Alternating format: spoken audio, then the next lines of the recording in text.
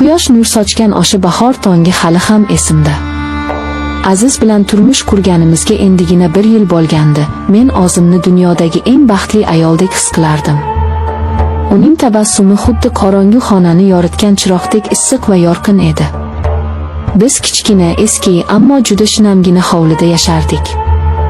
Hovlimizda bitta o'rik daraxti bor edi. Bahorda u shunday go'zal gullardiki, butun atrofga ifori taralardi. Har tong Aziz meni yuzimdan asta o'pib uyg'otar, quloqimga shirin so'zlarni pichirlardi. Sen mening hayotimning mazmunisan, gulim. Sen uchun tog'larni talqon qilishga, osmondagi oyni olib kelishga tayyorman. Men bu so'zlarga chin dildan ishonardim. U qattiq ishlasada kechalari hech qachon charchaganini bildirmasdi. Yulduzli osmon ostida birga choy ichib, kelajagimiz haqida orzu qilardik. U menga katta uy qurib berishini, uyimiz farzandlar kulgusiga tolishini aytardi. Uning qattiq, pishiq qo'llarimni tutganda, butun dunyodagi tashvishlar unut bo'lardi. Azizning ko'zlarida men faqat mehr va cheksiz muhabbatni ko'rardim. Men uni sevardim. Butun vujudim bilan, hech qanday shubhasiz sevardim. Hayotimiz xuddi go'zal bir ertakka o'xshardi. Muhabbatimiz shunchalik kuchli ediki, hech qanday shamol uni o'chira olmasligiga ishonchim komil edi. U mening himoyachim, tayanchim, meni yagona qahramonim edi. Ammo qachon bu ertak tugab, dahshatli tush boshlanganini aniq ayta olmayman. Hammasi asta-sekin, sezdirmasdan o'zgarib bordi. Boshida Azizning ishdan kech qaytishlari boshlandi. Uning o'sha charaqlab turadigan ko'zlarida qandaydir qora, qo'rqinchli soya paydo bo'lgandi. Ishlarim ko'p, jonim, boshlig'im qiynab yubordi, derdi u ko'zlarini mendan olib qochib. Ammo ayol qalbi hech qachon aldanmaydi, men nimanidir sezardim. Tunlari uxlolmay, uy ichida u yoqdan bu yoqqa borib kelardi. Men undan nima bo'lganini, qanday muammo borligini so'rasam, u doim asabiylashib bitta gapni takrorlardi. Hammasi yaxshi bo'ladi, men o'zim hal qilaman. Sen xavotir olma, tushundingmi? Negadir o'shanda uyimizdagi o'sha issiq muhit yo'qolib borardi. O'rnini sovuq, og'ir sukunat egalladi. Keyin galati telefon qo'ng'iroqlari boshlandi. Yarim tunda telefon jiringlar, Aziz qo'rqib ketgan holda hovliga chiqib, kimgadir past ovozda qaltirab yalinardi. Men yotoqxona derazasi ortida turib, uning yig'lamsiragan ovozini eshitardim. Iltimos, aka, yana ozgina vaqt bering. Hammasini qaytaraman, uyni sotaman, barchasini to'layman, derdi u. O'shanda bildimki, bechora erim o'ta katta qarzga botgan. Qimor o'yinlari. U o'zini yo'qotib, hammamizning hayotimizni tikib yuborgandi. Shunda ham men uni qo'llab-quvvatlashga harakat qildim. Men unga tasalli berdim, qo'llaridan tutib yig'ladim. Hech qisi yo'q, Aziz aka. Boshqatdan boshlaymiz, kerak bo'lsa mardikorlik qilamiz, qarzni uzamiz, dedim. U meni mahkam bag'riga bosdi. Lekin bu quchoq endi issiq emas, muzdek edi. O'sha mash'um kuz oqshomi hayotimni umrbod do'zaxga aylantirdi. Yomg'ir shivalab yog'ayotgan sovuq tun edi. Eshigimizni kimdir xuddi buzib kirmoqchidek qattiq urib taqillatdi. Azizning yuzi oqarib ketdi, qaltirab qoldi.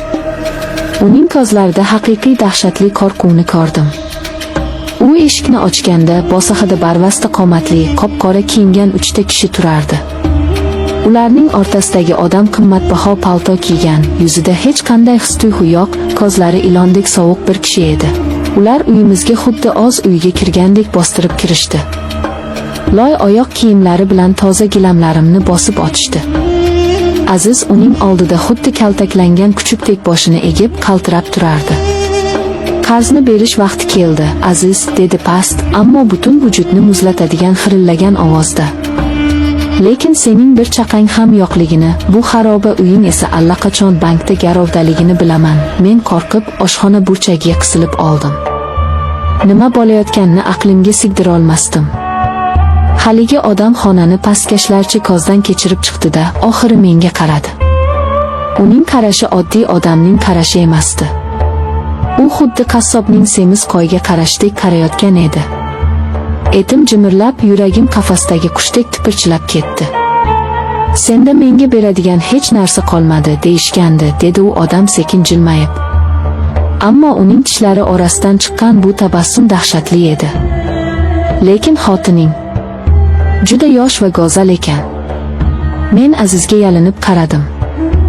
U menga himoya izlab emas, yordam so'rab qarar edi. Uning oshi to'glarni talqon qiladigan kuchli qo'llari hozir yonboshiga tushgan erim bir so'z aytishga qo'rqib turardi. Aziz aka, nimadir deng. Ular nima deyishmoqda? Ularni haydab soling deb yiglab yubordim. Lekin Aziz menga qaramadi. U yerga tikilgancha ovozi tutilib gapirdi.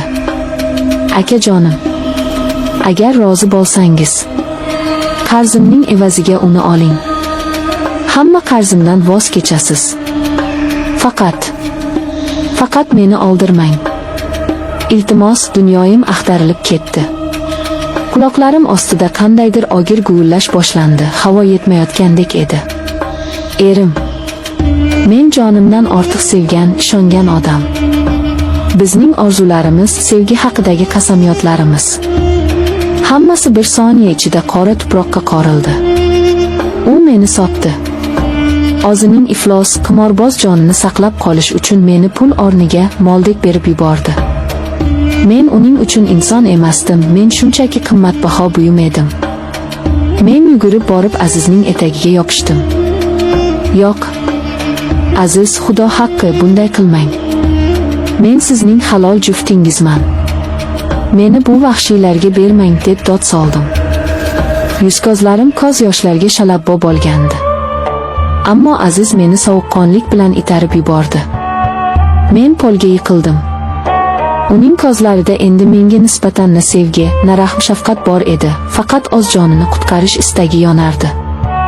Meni kechir. Boshqa ilojim yo'q, dedi u shivirlab va ko'chaga qarab yuzini o'girib oldi. Haligi odamning barzangilari kelib qo'llarimdan qattiq ushlashdi. Men tipirchilardim, dodlardim, tirnoqlarim bilan ularni tirmalardim, qichqirardim. Ammo qancha harakat qilmayin, ularning bahaybat kuchiga bas kelolmasdim. U indamay qarshimga keldida sochimdan shunday qattiq tortdiki, bosh suyagim sinib ketgandek bo'ldi. Endi ovozingni o'chir, yiglama, dedi u yuzimga yaqinlashib. Uning og'zidan qon va tamaki hidi kelardi. Sen endi mening mulkimsan. Erkak kishi qarzini to'lash kerak va sening ering uni to'ladi. Endi sen faqat menga bo'ysunasan, shunday deb yuzimga qattiq shapaloq tortib yubordi. Zarbadan qulog'im bitib qoldi, og'zimdan issiq qon sizib chiqdi. Meni ko'chaga, yomg'ir ostidagi qora mashinaga sudrab olib chiqishdi. Yomg'ir tomchilari yuzimdagi qon bilan qo'shilib oqardi. Mashina joyidan siljiganda oynadan orqaga, bizning o'sha kichkina, soxta baxtli uchamizga qaradim. Aziz eshik og'zida turar, mashinaga qaramaslikka harakat qilardi. Shu on unga bo'lgan barcha sevgim, umidim butunlay oldi. Uning o'rnini muzdek nafrat va cheksiz qorong'ulik egalladi. Mana endi men baland, o'tib bo'lmas devorlar bilan o'ralgan dabdabali uyning yerto'lasidaman. Bu yer mening yangi qafasim. Zardozlik va qimmatbaho mebellar bilan bezatilgan, ammo dahshatli qafas.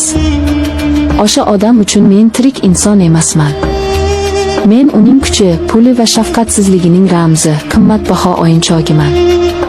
Har kecha eshigimning qulfi ohista ochilayotganini eshitganimda, butun tanamni muzdek ter qoplaydi. Yuragim to'xtab qolayotgandek bo'ladi. Menga qilinayotgan zulmlar, jismimdagi ko'karishlar va azoblar, bularning hammasiga chidash mumkin. Ammo eng katta og'riq, meni ich-ichimdan kemirayotgan zahar, bu xiyonatning dahshati. Men ishonch nimaligini butunlay unutdim. Inson qanday qilib o'zi bilan bir yostiqqa bosh qo'ygan, sevgan insonini sotib yuborishi mumkinligini aqlimga haligacha sigdira olmayman. Bugun oynaga qarasam, u yerdan o'sha baxtdan porlab turadigan xayolparast qiz menga qaramayapti. Ko'zgu ortida ko'zlari butunlay songan, ruhi va orzulari tiriklayin komilgan, tirik murda turibdi. Men har kuni faqat bitta narsani, tezroq olim kelishini so'rayman. Chunki bu dahshatli ochiq ko'z bilan ko'rilayotgan tushdan uyg'onishning boshqa iloji yo'q. Aziz o'zining iflos hayotini saqlab qoldi, lekin u mening qalbimni, tirikligimni, insoniyligimni oldirdi. Endi qorong'u xonamda yolg'iz, devorga suyanganimcha faqat bitta haqiqatni o'ylayman. Muhabbat bu dunyodagi